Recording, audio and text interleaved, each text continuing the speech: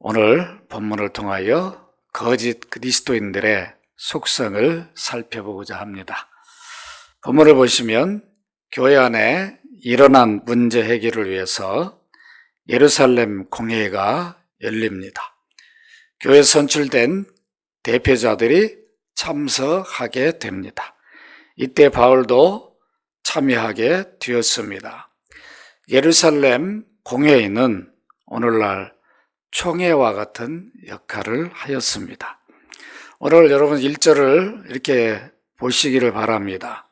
14년 후에 내가 바나바와 함께 디도를 데리고 다시 예루살렘에 올라갔다. 바울 사도는 예루살렘 공회가 언제 열렸는가, 누구와 함께 참여했는지를 1절에서 밝힙니다. 바울이 예루살렘을 처음 방문한 이후에 14년 만에 다시 방문하게 되었습니다. 14년이라는 긴 세월 동안 바울은 무엇을 했습니까? 예루살렘 교회가 사도로 인정해 준 이후에 많은 지역을 다니면서 복음을 전하였습니다. 이때 이방 지역에 바울 복음을 받은 사람들 중심으로 교회들이 세워지게 되었습니다. 성도들의 수는 날로 증가되었고 또 지역도 넓었습니다. 그러다 보니까 바울이 교회들을 다 목회하거나 돌볼 수가 없는 상황이었습니다. 이렇게 되니까 자연스럽게 교회 안에 문제들이 발생하게 되었습니다. 과연 어떤 문제들이 있었는가? 우리 갈라디아서에서는 다 우리가 확인하기가 어렵고, 구체적인 내용은 사도행전 15장 1절로 11절을 보면 당시 교회 안에 어떤 문제가 있었는가를 확인할 수 있게 됩니다. 여러분 사도행전 15장 한번 찾아보십시다. 사도행전 15장 1, 2절입니다. 1, 2절만 한번 읽어보십시다. 사도행전 15장 1, 2절. 어떤 사람이 함께 읽습니다. 시작. 어떤 사람이 유대로부터 내려와서 형제들을 가르치되 너희가 모세의 법대로 할례를 받지 아니하면 능히 구원을 받지 못하리라 하니, 바울 및 바나바와 그들 사이에 적지 아니한 다툼과 변론이 일어난지라. 형제들이 이 문제에 대하여 바울과 바나바와 및 그 중에 몇 사람을 예루살렘에 있는 사도와 장로들에게 보내기로 작정하니라.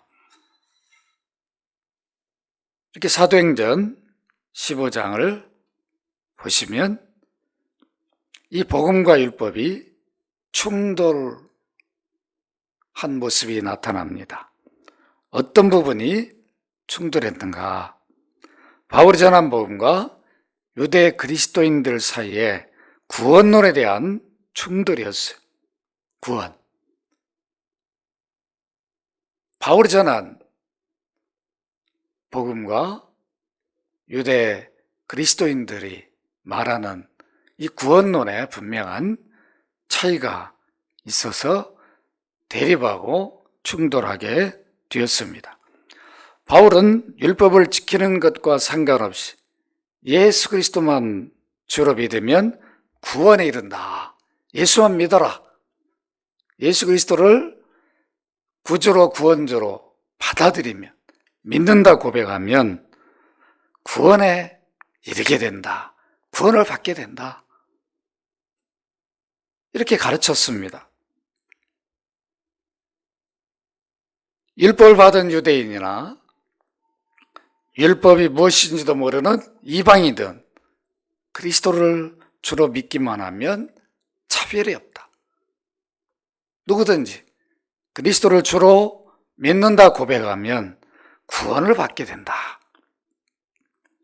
이것이 바울이 가르친 복음이었습니다.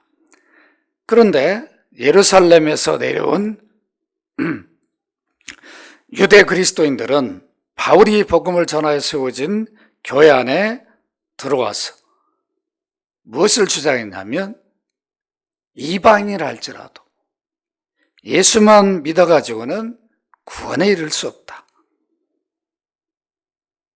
예수 믿음 플러스 모세 율법대로, 모세가 말한 대로, 그것은 뭘 말합니까? 율법을 말하죠. 율법대로 할례를 받아야 된다. 할례를 받는다는 말은 나는 이제 율법을 지키겠다, 철저하게. 그 서약을 하는 겁니다. 율법대로 살겠다. 이 정도가 아니라 구원을 받기 위해서 율법을 철저히 지키겠다는 바로 이런 주장을 했습니다. 이들의 주장은 바울이 가르친 복음과 충돌하였습니다. 과연 누구의 가르침이 맞는지 교회 내에서는 참 힘들었습니다. 바울이 가르친 게 맞는 것 같은데 또 저들의 주장을 들어보면 또 맞는 것 같기도 하고, 그러니까 성도들은 혼란에 빠졌습니다. 교회 안에 대립하고 있는 복음과 율법과의 문제를 해결하지 않고는 더 이상 복음 사역을 할 수 없을 정도로 심각한 문제였습니다. 유대 그리스도인들의 주장은 시간이 갈수록 설득력이 생겼어요. 이게 바로 거짓 그리스도인들의 속성입니다. 계속 그들이 잘못된 것을 주장하면 처음에는 아니다, 그거 아니야, 거부하다가도 계속 듣게 되면 그거 좀 맞는 것 같은데, 뭔가 좀 흔들리는 이런 모습을 갖게 되는데 여전히 그런 일들이 일어났습니다. 안디옥 교회, 갈라디아 교회 안에도 이런 문제가 일어났어요. 결국은 바울이 전한 복음을 버리는 성도들이 발생했고, 그들은 거짓 그리스도인들의 주장을 따라서 완전한 구원을 받기 위해서 할례를 받고 율법을 지키는 그 선택을 하게 되었습니다. 지금까지 바울이 가르친 복음의 도가 점점 무너지고 있었습니다. 거짓 그리스도인들이 교회 내에 들어와 거짓 교리를 계속 주장하면 시간이 가면 갈수록 그 설득력이 이르는 게 아니라 설득력이 있어서 결국 교회는 혼란에 빠지고 잘못하면 무너지는 일이 일어납니다. 이런 상황에서 안디옥 교회는 예루살렘 공회의 판결을 요구하기 위해서 바울과 바나바와 교회 대표들을 세워서 파견하게 됩니다. 예루살렘 공회의 판결은 바울 사도에게는 너무도 중요하였습니다. 만일 예루살렘 공회에서 바울의 가르침이 잘못됐다, 이렇게 판결하게 된다면 바울은 사도로서 더 이상 복음 사역을 할 수 없게 됩니다. 이것은 바로 이단으로 정죄를 받게 되는 것이니까 바울에게는 생사가 달린 문제였습니다. 바울이 전한 대로 예수 그리스도를 믿음으로 구원에 이르는지, 아니면 바울 반대파인 유대 율법주의자들의 주장대로 예수 믿음의 율법을 지킴으로 구원에 이르는지, 예루살렘 공회에는 어느 하나를 결정해야 하는 절박한 상황이었습니다. 거짓 그리스도인들의 주장대로 예수 믿음의 율법을 철저히 지켜야 구원이 이루어진다면 어떻게 되겠습니까? 예수 믿음은 없어지게 됩니다. 그로 남는 것은 율법 지킴만 남게 됩니다. 그들의 주장을 예루살렘 회의가 인정하게 된다면 그리스도의 십자가의 대속의 죽음은 헛된 것이 되어버립니다. 예수도 믿고 율법도 지켜야 구원에 이른다. 어떻게 보면 상당히 그럴듯하잖아요. 둘 다 하면 좋은 거 아니에요? 그런데 그게 아닌 거예요. 율법을 지켜야 구원에 이른다 한다면 결국 예수 그리스도의 십자가 구속은 완전한 효력이 못 된다는 것을 인정하는 꼴이 되어버립니다. 결국은 반반이 되어버리는 거죠. 이것도 반, 저것도 반. 그렇기 때문에 이것을 받아들이면 결국은 기독교는 무너지게 되어 있어요. 그래서 기독교가 그대로 존속하느냐 아니면 유대교의 한 분파로 돌아가느냐, 이렇게 심각한 문제였습니다. 바울의 예루살렘 방문은 너무도 중요한 일이었습니다. 바울이 바나바를 예루살렘 공회에 함께 데리고 간 이유가 있었습니다. 예루살렘 사도들과 친분이 두터운 바나바의 도움을 받기 위해서였습니다. 바나바는 예루살렘 교회가 이방 지역에 세워진 안디옥 교회에 지도자가 필요했어요. 그래서 어떻게 합니까? 예루살렘 교회에서 바나바를 목회자로 파송합니다. 그만큼 바나바는 예루살렘 교회가 인정하고 있는 지도자였습니다. 바울에게 바나바는 안디옥 교회에 함께 목회한 목회 동역자였습니다. 또 1차 전도 여행도 함께 했던 전도 동역자입니다. 바울이 전한 복음의 내용을 오래 가까이 있었으니까 누구보다도 잘 알고 있는 사람이 바나바였습니다. 예루살렘 교회 처음 방문 때에도 사도들이 바울을 만나기를 꺼려했을 때 중재한 사람도 바나바였습니다. 바나바는 이렇게 바울에 대해서 깊이 잘 알고 있었고, 또 바울은 가장 신뢰하는 지도자가 바나바였습니다. 바나바는 예루살렘 사도들에게 바울을 확실하게 대변해 줄 수 있는 사람이었습니다. 이런 목적 때문에 바울은 바나바를 데리고 예루살렘 공회에 참석하게 되었습니다. 또한 누구를 데리고 갔습니까? 디도였습니다. 디도는 유대인이 아니라 부모까지도 철저한 이방인이었어요. 그러니까 유대인 피가 전혀 없는 순수한 이방인 출신이었는데, 이런 사람이 바울이 전한 복음을 받고 그리스도인이 됐어요. 그리스도인만 된 게 아니라 안디옥 교회 지도자까지 되었습니다. 디도를 어느 정도 안디옥 교회가 인정했냐면 그를 예루살렘 공회에 대표로 파송할 정도로 신이 많은 지도자였습니다.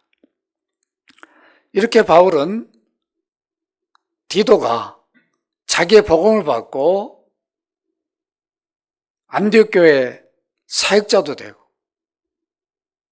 또 이렇게 공회의 중요한 문제 해결을 위해서 대표까지 선정되는 이런 디도의 모습을 사도들이 본다면, 바울이 전한 복음이 저런 열매를 맺었구나. 디도가 그 증거구나. 그 디도를 볼 때 바울 복음이 진정한 바른 복음이었다. 그렇게 인정을 받을 수 있게 바울은 디도를 함께 예루살렘 공회에 가게 됩니다. 이렇게 절박한 상황에서 예루살렘에 도착한 바울 사도는 어떤 일을 합니까? 여러분 2절을 보시면 계시를 따라 올라가 내가 이방 가운데서 전파하는 복음을 그들에게 제시했다. 여기 그들은 누굴 말합니까? 유력한 자들은 사도를 말합니다.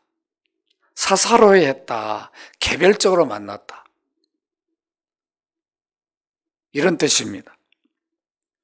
여기 계시를 따라 올라갔단 말은 바울의 예루살렘 방문이 사적인 방문이 아니었다는 거예요. 바울이 얼마나 이 복음과 율법과의 대립과 충돌 때문에 주님 앞에 기도했겠습니까? 주님 이거 어떻게 해야 됩니까? 아무래도 예루살렘 회의에 공식적인 뭔가를 받아야 될 때가 된 것 같습니다. 그러니까 주님도 그걸 허락한 거죠. 계시를 따라. 그러니까 사적으로 아무 생각 없이 한 일이 아니에요. 분명한 때가 되어서 주님의 허락하에 이 일들이 이루어졌음을 밝히고 있습니다. 유력한 자들, 사도들을 바울은 예루살렘에 도착하자마자 개별적으로 만났어요. 그리고 그동안 14년 동안 자신이 무엇을 전했는가, 그 복음의 내용을 사도들에게 제시합니다. 사도님들, 제가 이런 복음을 받았고 사도들 아시지 않습니까? 내가 이렇게 전하고 가르쳤습니다. 왜 이것이 문제입니까? 사도님들도 이 복음을 맡은 거 아닙니까? 이렇게 설명한 거죠.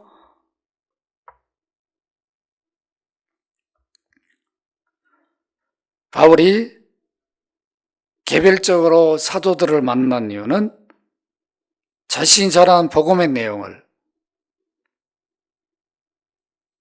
사도들에게 설명도 없이 예루살렘 회의에 직접 붙여버리면 어떤 일이 발생할 수 있습니까?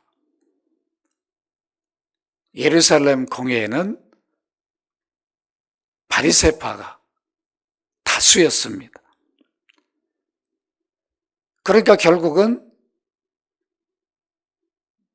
사도들이 뭔가 설득할 수 있는 기회도 주지 못하고 회의에 직접 바울이 내가 여러분 이러한 내용으로 전했습니다. 그렇게 말하면 바리새파 이들은 바울의 내용이 올바르고 틀리고 그게 중요한 게 아니죠. 바울 자체가 자기들은 마음에 안 드니까 감정적으로 바울이 싫은 거예요. 그러니까 어떤 일이 일어나겠습니까? 바울을 정죄하고 결국 시비하면서 회의가 열리기도 전에 이미 이들은 바울에 대해서 별로 좋지 않는 감정들을 갖고 있었기 때문에 회의가 시작되면 어떤 결과가 나오겠습니까? 당연히 바울의 복음을 시비하고 정죄할 수밖에 없게 됩니다. 이것을 막을 방법은 무엇이었겠어요? 미리 사도들을 만나서 설득하는 일이었습니다. 그래야 사도들이 대변해 줄 거 아니에요. 바리새파들이 딴소리 하면 그게 아니다. 우리가 확인한 바는 바울 복음이 잘못됐거나 잘못 가르친 것이 아니었다, 이렇게 말해줄 수 있기 때문에 바울 사도는 사도들을 개별적으로 만나 그들을 설득한 일을 먼저 했습니다. 바리새파 이들은 철저한 율법주의자들이에요. 예수 그리스도를 주로 믿는다 하면서도 이들은 할례를 고집하고 절기를 지켜야 한다라고 고집하는 그러한 사람들이었습니다.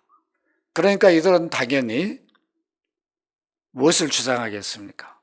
우리들처럼 이방인들도 할례를 받아야 되고 또한 율법을 철저히 지키도록 해야 한다라고 사도들을 압박했을 것입니다.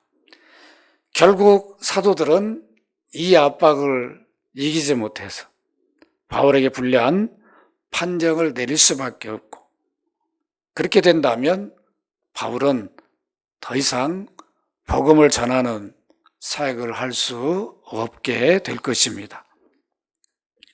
이런 일들이 일어날 수 있다는 것을 바울 사도는 알고 있기에 사도들을 개별적으로 만나서 먼저 설득하는 지혜롭게 일을 했습니다. 바나바도 바울과 더불어서 사도들을 개인적으로 만나서 바울이 전한 복음은 내가 가까이서 수년을 들었는데 문제가 없습니다. 문제가 있다면 바리새파 그리스도인들이 주장하는 것이 문제입니다. 이렇게 사도들을 설득하였을 겁니다. 이렇게 사도들을 설득한 결과가 어떻게 나왔습니까? 사도행전 15장 7절로 11절을 보면 사도들이 공회에서 결국은 바리새파들을 설득해서 바울이 전한 복음이 맞다라고 인정하게 됩니다. 얼마나 중요한 결정입니까? 이렇게 바울은 지혜롭게 이 일들을 풀어 나갔습니다.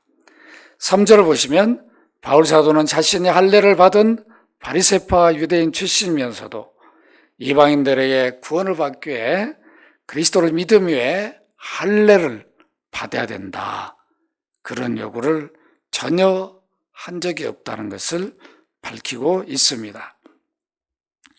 나와 함께 있는 헬라인 디도까지도 억지로 할례를 받게 아니하였다. 바울 곁에 디도가 있었는데 디도는 헬라인, 이방인이에요. 이미 바울은 할례를 받은 사람입니다. 예수 믿기 이전에. 바리새파 출신이에요.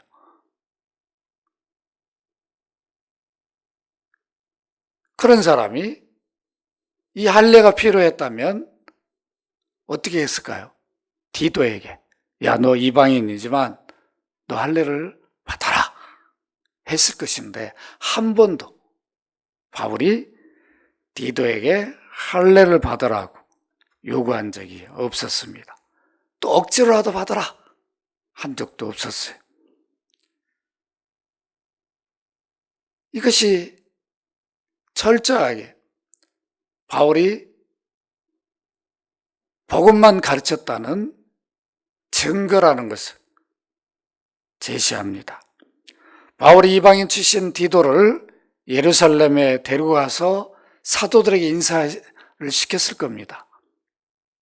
그때에도 어느 사도도 여기 이방인 출신이야? 그래? 할례 받았는가? 물어본 적이 없어요. 만일 바리새파 주장이 맞다면, 사도들이 인정한다면 디도를 만나자마자 사도들이 그런 질문을 했어야 한다는 거예요. 디도야, 할례 받았냐?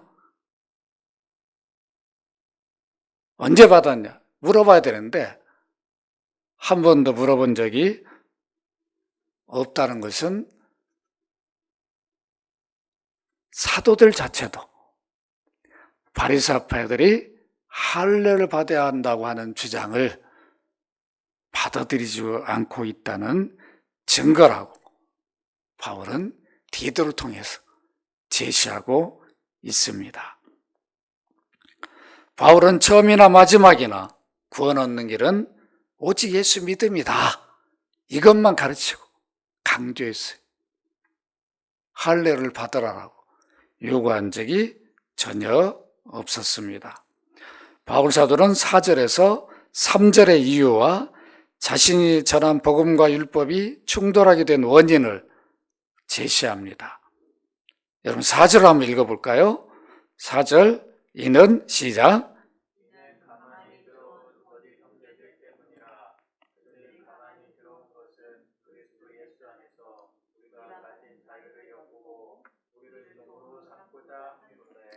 예, 4절을 보시면 거짓 그리스도인들의 속성이 잘 나타나 있어요. 이 거짓 그리스도인들, 이단들이 어떤 일들을 교회 안에 와서 하는지를 잘 보여줍니다. 교회 안의 복음과 율법이 충돌하게 된 원인이 다른 게 아니라 바울이 전해준 복음을 듣고 이방인들은 믿음 생활을 잘하고 있었어요. 그런 교회에 가만히 잘 생각해 보세요. 가만히 말하면 몰래 들어왔단 말이에요. 위장해서 마치 처음 교회도 온 것처럼 자기를 속인 거죠. 가만히 몰래 들어와서 자기 정체를 밝히지 않는 거예요. 그러면서 이들은 무엇을 합니까? 자기들이 가지고 있는 거짓 교리를 몰래 가만히 한 사람, 두 사람 이렇게 만나면서 가르치는 거예요.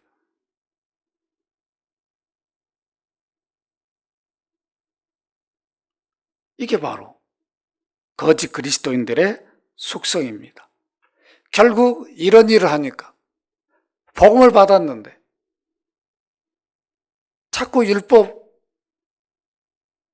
율법주의로 빠지도록 만들어버리는 거죠. 그러니까 충돌하는 거예요. 이게 어느 게 맞는 거예요? 이걸 해야 돼, 저걸 해야 돼. 이거 어떻게 해야 돼? 여기 가만히 들어온 자들은 바울은 뭐라고 말합니까? 거짓 형제들이다. 거짓 형제라는 말은 거짓 그리스도인들이다. 이런 의미입니다. 이들은 교회에 들어와 예수를 믿는 것처럼 위장한 자들입니다. 이게 오늘날 이단들의 속성이에요. 몰래 들어와가지고 절대로 자기가 누구라고 밝히질 않습니다. 드러나도 아니라고 주장합니다. 이게 이들의 수법입니다. 이들의 정체는 그리스도인의 탈을 쓰고 교회에 몰래 들어온 거짓 형제, 거짓 그리스도인들이었습니다. 바울 사도는 이들을 거짓 그리스도인이라 판정했습니다. 지금도 이런 일들을 이단들, 거짓 그리스도인들은 하고 있습니다. 그리스도를 잘 믿는 교회 안에 들어와서, 그것도 몰래 들어와서 거짓 교리로 마치 그것이 진리인 것처럼, 복음인 것처럼 성도들을 속입니다.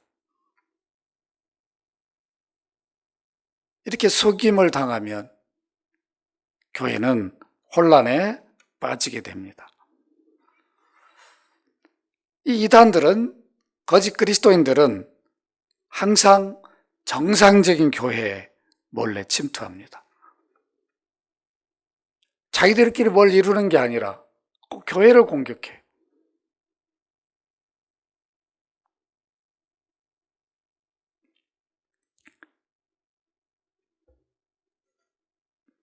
결국은 이 거짓 교회에 빠져들면 복음은 포기하게 되고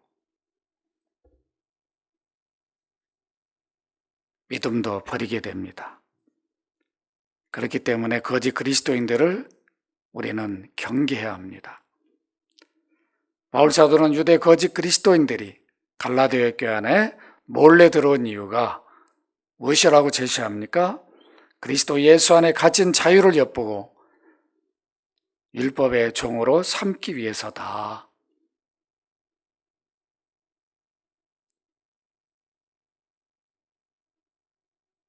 이방인들은 자유가 있었습니다. 할례를 안 받아도 되니까. 예수 믿으니까 할례 받을 필요가 없어요. 이미 그리스도가 모든 것을 다 이루었으니까 절기도 지킬 필요가 없었어요. 그러니까 너무도 자유로웠어요. 그러나 유대인들은 자유가 없었어요. 지금도 자유가 없잖아요. 여기에서 그리스도 예수 안에서 가신 자유는 무엇을 말합니까? 그리스도께 자기의 피로 율법을 완성하심으로 그리스도인들을 율법 준수에서 해방을 주신 자유를 말합니다. 율법이 요구한 것들을 우리가 이루지 못하니까 결국 율법의 요구를 그리스도께서 이루셔버렸어요. 그 율법의 요구가 무엇입니까? 율법을 지키지 못하면 죽어야 됩니다. 값을 지불하는 것이 죽음이에요. 누가 대신 죽었어요? 주님이 율법의 요구인 값을 지불하기에 죽으셨어요. 죄값은 사망이라. 대신 죽으셨으니까. 더 이상 이제 율법의 요구를 갚을 이유가 없게 됐어요. 그리스도를 믿는 자들은. 그러니까 율법에 대해서 자유와 해방을 받을 수 있는 이런 자유와 해방을 누리고 있는 이방인들을 가만히 조용히 설득해가지고 결국 그런 자유를 없애버리고 율법을 지키게 하니까 율법의 종류로 돼버리는 거예요. 율법을 구원을 받기 위해서 지켜야 되니까 어떻게 지키겠습니까? 적당히 지킬 수가 없잖아요. 온 힘을 다해 지켜야 됩니다. 그러니까 결국은 율법의 멍에를 메고 짐을 지고 자유 없이 종으로 살게 됩니다. 그리스도인들이 구원을 받기 위해 율법을 지킬 필요가 없는 이유는 그리스도께서 모든 율법을 성취하셨기 때문이에요. 무엇으로 성취했습니까? 자기 몸으로 십자가에서 대속의 제물이 되심으로 성취하셨어요. 이 때문에 그리스도를 믿는 자들은 율법에서 완전한 해방과 자유를 누리게 됩니다. 저주에서 우리는 해방과 자유를 얻게 됐어요. 이게 복음인데 거짓 그리스도인들의 주장에 결국은 율법의 종로 타는 일로 따라가는 이런 일들이 일어났으니까 바울이 볼 때 얼마나 안타까웠겠습니까?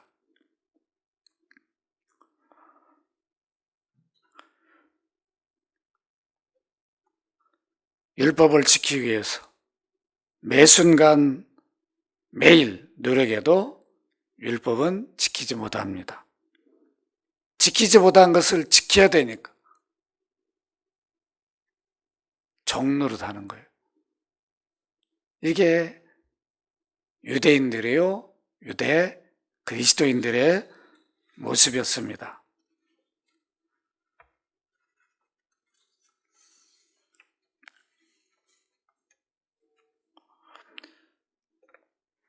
가만히 갈라디아 교회에 들어온 자들이 그리스도인들을 종으로 삼으려 하는 이유가 무엇이었겠습니까? 자유를 빼앗아서 율법의 종로로 돼서 결국 그리스도를 믿는 믿음을 포기하고 어디로 오게 하는 거예요? 유대교로 가도록 만드는 거예요. 결국 망하는 길을 선택하도록 이런 일들을 이들이 했습니다.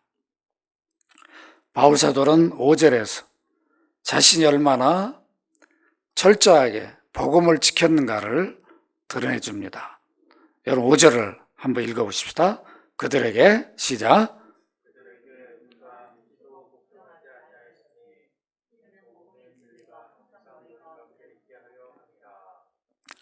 율법주의자들의 어떤 것도 바울은 일시라도 한시라도 받아들인 적이 없어요.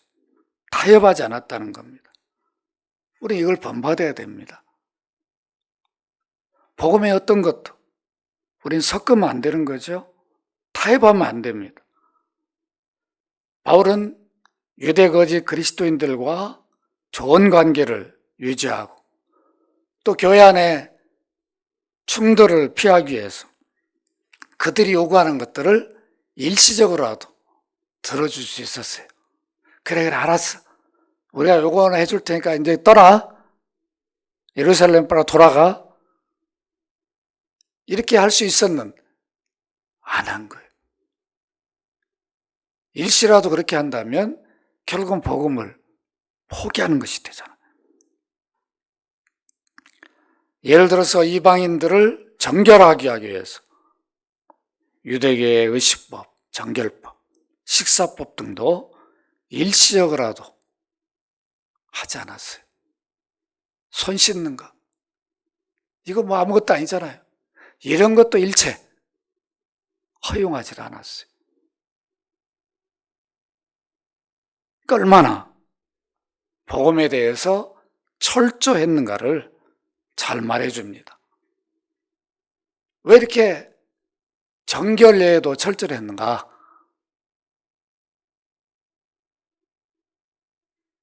이방인들이 깨끗하게 되는 것은 율법의 정결례식을 해서가 아니라 예수 그리스도의 피를 믿음으로 되기 때문임을 바울은 가르쳤어요. 우리가 구원받는 것도 그리스도 피요. 구원받은 이후에 죄를 지은 그 죄 씻음 받는 것도 그리스도의 피로 이루어집니다. 그 피로 씻어 주옵소서. 이렇게 내 죄와 허물을 그리스도의 피에 호소해서 고백하고 믿을 때 씻어집니다. 이걸 포기하고 정결법을 따라 하지 않았습니다. 그것은 다른 복음이었어요. 결코 받아들이거나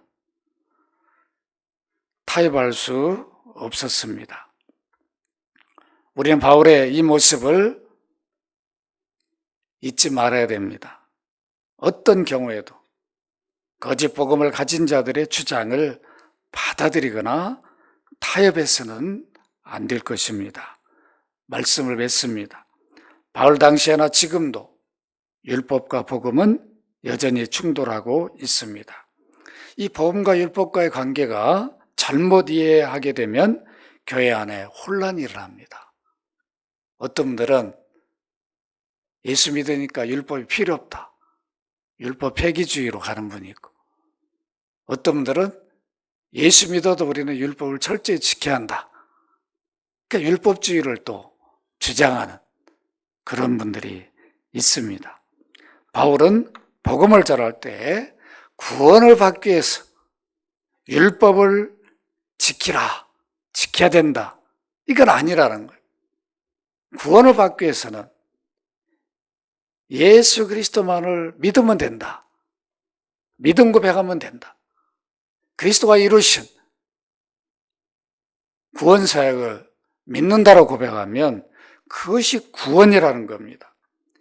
율법을 지켜야 구원을 얻는다라고 한 번도 가르친 적이 없습니다. 바울이 율법을 구원과 연관시키는 것을 거부한 것이지 율법 자체를 필요 없다라고 말한 적이 없습니다. 이거 우리가 잘 기억해야 돼요. 구원과 연관시키는 일을 바울은 거부했어요. 율법이 필요 없다라고 말한 게 아니고 구원을 받기 위해서 율법을 지키는 것은 아니라는 겁니다. 만약 유대 거짓 그리스도인들의 주장대로 구원을 받기 위해서 예수도 믿고 율법도 지켜야 된다면 구원을 받을 사람은 한 사람도 없습니다. 예수 믿어도 믿는 사람도 율법을 온전히 지킨 사람은 없습니다. 로마서 3장 20절에 그러므로 율법의 행위로 그의 앞에 의롭다함을 얻을 육체가 없나니 없다고 그랬어요. 누가 율법을 지켜서 난 하나님 이렇게 완전히 지켰으니까 나는 의인입니다. 구원받은 사람입니다. 이렇게 말할 수 있는 사람이 한 사람도 없다는 겁니다. 율법으로는 죄를 깨달음이라. 내가 율법을 지키지 못하니까 나는 죄인이구나. 죄인이니까 구원이 필요한 거 아니에요? 그러니까 죄인임을 알게 해주는 게 율법의 역할이에요. 율법이 없으면 누구나 다 죄인이라고 인정하지 않을 거 아닙니까?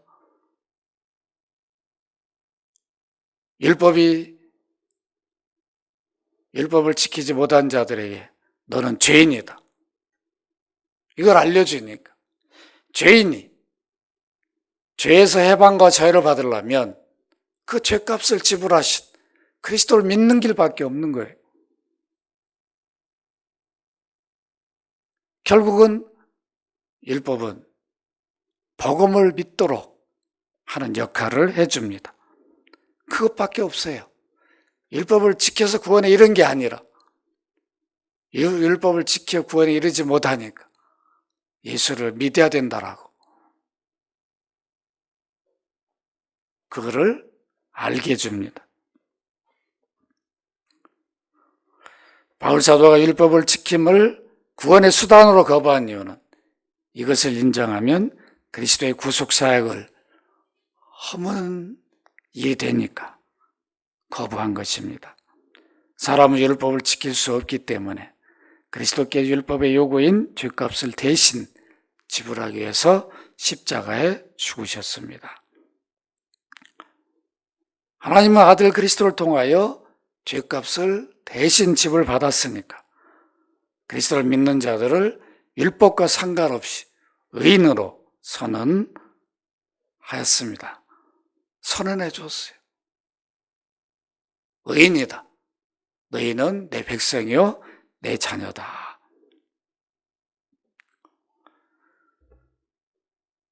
그리스도를 주로 믿는 자들은 율법을 지키지 못할지라도 구원에서 탈락되거나 하나님 자녀의 신분에서 벗어나지 않습니다. 그렇다고 여러분 율법을 지키지 말라는 게 아니에요. 구원받았음에도 율법을 지키지 못하면 결국은 뭐예요? 죄를 짓는 일이잖아요. 이런 일을 반복하면 하나님과의 인격적 교제가 이루어지지 않아요. 그러니까 이미 구원받은 사람에도 불구하고 능력 있는 삶을 살지 못합니다. 우리가 하나님 말씀을 어긴 것들은 회개해야 되는 거죠. 회개라는 것은 방향을 돌이키는 거예요. 입으로만 고백하고 끝나는 게 아니라 하나님 법을, 말씀을 어겼던 방향으로 가지 않고 지키는 방향으로 돌아오는 것이 참 회개입니다. 이때도 그리스도의 피로 씻어주시라고 기도하고 성령의 능력을 힘입어서 우리는 철저하게 하나님 말씀대로 순종하며 사는 삶, 이것이 그리스도인들에게 율법을 지키는 일이에요.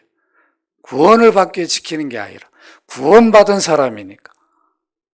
율법이 구원받은 사람들에게 이렇게 살라라고 요구한 대로 우리는 기쁨으로 그 삶을 사는 겁니다. 우리가 율법을 안 지켰다고 그래서 구원에 탈락되거나 너는 이제 하나님 자녀가 아니다, 그렇지 않는다는 거예요. 이것을 우리가 분명히 알아야 돼요. 구원은 예수 그리스도를 믿음으로, 그리스도가 우리 구원을 위해 이루신 모든 일을 믿음으로, 믿음 고백함으로 받는 것입니다. 오늘 우리는 본문을 통해서 거짓 그리스도인들, 이단들의 속성을 잘 알게 되었습니다. 이단들은 정상적인 교회에 가만히 몰래 들어옵니다. 왜 이렇게 몰래 들어옵니까? 자기 정체를 처음부터 알면 거부하고 받아들이지 않아요. 그러니까 몰래 들어와야 되죠. 몰래 들어와서 어떻게 합니까? 믿음을 가진 자들에게 거짓 교리를 가르칩니다. 그래서 혼란에 빠지게 만들어요. 자연스럽게 넘어지게 만듭니다. 믿음이 좋은 사람이 어느 날 갑자기 이단에 빠져가지고 그들의 종노릇하며 사는 모습을 볼 수 있습니다. 얼마나 안타깝습니까? 믿음에 가진 자들을 공격하여 믿음을 무너뜨리는 일, 이게 이단들이 하는 일이에요. 거짓 그리스도인들이 하는 일입니다. 지금도 여전히 이 일들을 하고 있습니다. 그들의 속성을 잘 알고 우리는 가까이 하면 안 돼요. 그들을 멀리해야 됩니다. 그들이 주장하는 거짓 교리를 받아들이면 안 됩니다. 항상 경계해야 합니다. 바울은 거짓 그리스도인들의 어떤 요구도 수용하지 않았습니다. 일시적인 타협도 하지 않았습니다.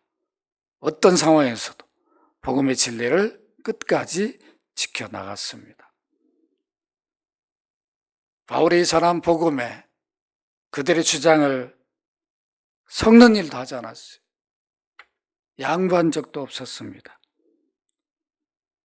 바울 사도의 복음을 지키려는 마음을 우리는 본받아야 합니다.